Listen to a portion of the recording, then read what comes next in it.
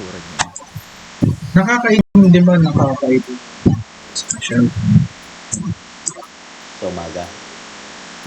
Di naman, bakit yung betlog hindi umiitim? Di naman na-aurawan. Pero meeting. Oo. Ano yan? Close ka na sugar. Utang na, baka sugar ends yan. Depende na rin sa jeans yan. Pero sugar madalas. Yung batok. Boy, kuha ka ng papel de liha. Susin mo. Puti yan, boy. Tangina. Puputi. Tama, bulbul mo dyan. Linis ka dyan. Kailan daw ba yung sa mga pagbabag sa araw? Kasi, sa... Ewan ko ba, hati ang ko dun. Hati ang video ko dun eh. Kasi ang palagay ko sa araw, local eh. Local lang po. Sa Pilipinas lang ba? Hindi naman. Local siya in terms na, basta.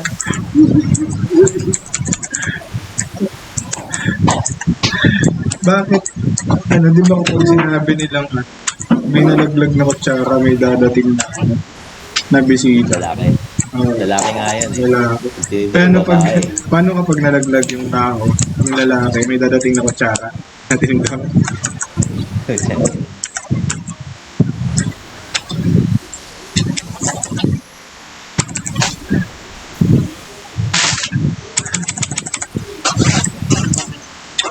Mind-boggling. 3 a.m. thoughts.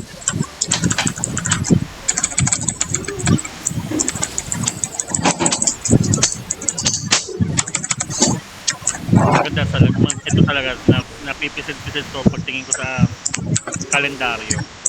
Maganda talagang mawalan ng walk ang Thursday. Kailangan merong para bakasyon sila ng 31. Family day. Kung ako magkokomanda ng Grand Beat ng Alliance, kung meron man, puta na, kaya ko inuuto yan.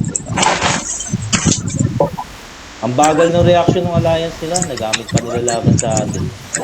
Hindi natin kaya manuukin, puta na. Daming ang alipores eh. Kaya nga medyo muntik na akong mga-clouded judgment nung pagka nakakarinig ako ng report, 2-red Valkyrie. Tapos walang defender. Hostage ng mga gago.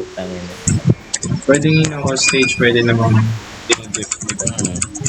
tinitingnan nila yung scenario eh. Pero kahit anong balik ka rin nila, kahit anong mga pangalan ng mga guild na yun, putangin ng mga Naku, di ba naglaging ka sa bulk, di ba? Baglight. Nandun eh. Nandun. Dalawa kami ni Shay. nakakatawa kasi yung gano'n. Hindi siya, pasok nasa harap, kitang-kita ako. Itik yung pagka-deprab, tangina, dapa lahat eh. Wasak nga, putang ang lakas ng kay tangina. Diba? Pagka na lang ng aso, nilagyan ng bawi. Buti nga nilagyan ng hele yung party niya. May hela na rin sa amin eh. Ako yung hele, nagpalit ako, di ba? Magkaroon ng undead si Shay. Yung BK undead nung tatunaw yan. Tapos nakuha niya na pala yung bagong MVP. Hayop na yan. Yung governor. Oo, gulat ako. Nakita mo dalawang yung link na pinakita ko sa'yo, yung submarine cable. Ganyan ang itsura talaga ng internet. Tinga. Click mo yung link. Galang. Kaya pagka may mga earthquake sa mga location na yung naririnig mo fiber submarine breakage, mga gano'n. Ganyan talaga ang itsura ng internet. So yung sa Pilipinas, makikita mo yung mapa ng Pilipinas saan papunta. So ganun. Tapos ang may-ari nung papasok sa atin. Disclose na pala to. Oo. Kaya nga may usapang latency. Ngayon, pag usapang latency kasi, depende kung saan yung route ng telco mo. The more na malayo, the more na mas matagal kasi mas maraming pupuntahan yan. Maraming hop. Kaya yung kay Cross na, di ba, lag siya sa US. Bakit? Saan nira-route? Nasa Singapore yata ang server ng ROM. Kasi ang speed of light, basta nag-exceed ka ng 300 kilometers May delay na 300K. talaga.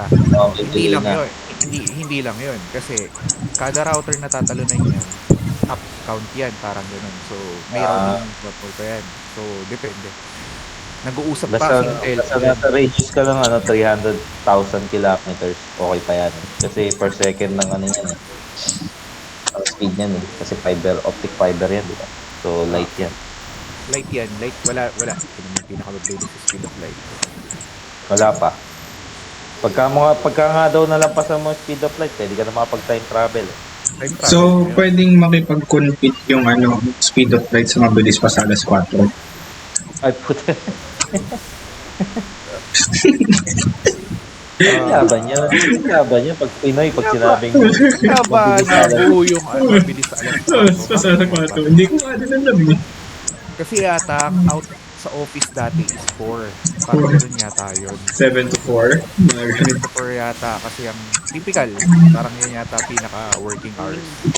Parang nagmamadaling umuwi, ano? Nagmamadaling umuwi. Kaya mabilis Yun, alas 4. Oo Yung nga. mga tipong Dapat alas 4 ah. nasa bandiktak na ng Bantay palo. 59. Kasi nung nag-aaral ako parang 4 yung uwian usually. Pero ngayon parang 5 na yata ang yung high school elementary, di ba? Parang ganun yata. Akin, ako dati. Plus 5. Tapos ang pasok namin 7:15 yata. Parang flag ceremony na yun. Parang ganun. Nagpapanatang mga bayan ko. Ako nga, Catholic school dati, nag-ano pa eh. Pag Wednesday, nubina. Sa quadrangle. Saan ka ba dati? Catholic school sa probinsya namin, boss mo. Ah, kala ko QC ka eh. Kung sa QC ka, baka nagpang-abot pa tayo. Ayun, tayo. Schoolmates pa tayo. Mel, ganda ng mga report natin ha. 1 point ha. Mas madalis ako nakakapag-isip pagka nalalaman ko yung laman eh. Kung pinasok talaga natin yung bulk, buti na lang nasa Greenwood tayo. Greenwood talaga pinili ko. No? May nag-uudyok ng bulk eh. Pag pumasok kasi tayo ng bulk, madedelay tayo ng sobra. Talagang pinagandaan tayo. Ano bang next na binubuo natin?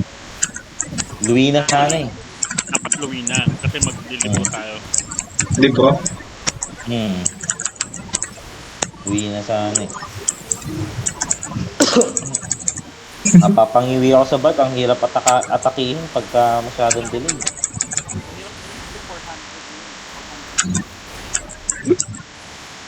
Crash talkin ko sana yung iba kanina. Yung hindi kasama eh. Sama daw ngayon eh. Bumuboses ba kanina yung mga... Yung hindi kasama. Oo, yun nga kaya gagalit si Cross. Gagalit si Cross. Bumoses pala. Lakas ng loob bumoses. Mukha naman silang tanga. Wala namang kalaban doon. May epal. May nagsabi pa naman taga Shinri. Tanga na duwag daw tayo ang puta. Sinusugod nga natin yung grand pit nila. Yung malupit talaga, doon simula pa lang. Doon na yung ali. Big Red. Halatang halata. Oo. Hindi nakakahiya lalo yun.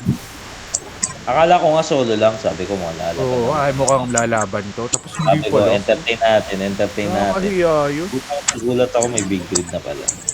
Kaya nga sana narinig kung may nanonood kay Cross kanina, yung sinabi ko talaga, ano yung tuta sila ng Shinri na... Actually, sinabi ko yan sa word kanina. Sabi ko, Usapang aso eh. big Red, payag kayo, tuta. Hindi alliance sila. No? Kaya pala nung sa POV niya ng WoE, tangina, wag yung basagin Yung big basagin grid. big grid. Yung ba yung kay Nobunaga? Okay, nabunado. Shinobu. At ang putang ina. Dapat Ayun, isang port sila. bilog.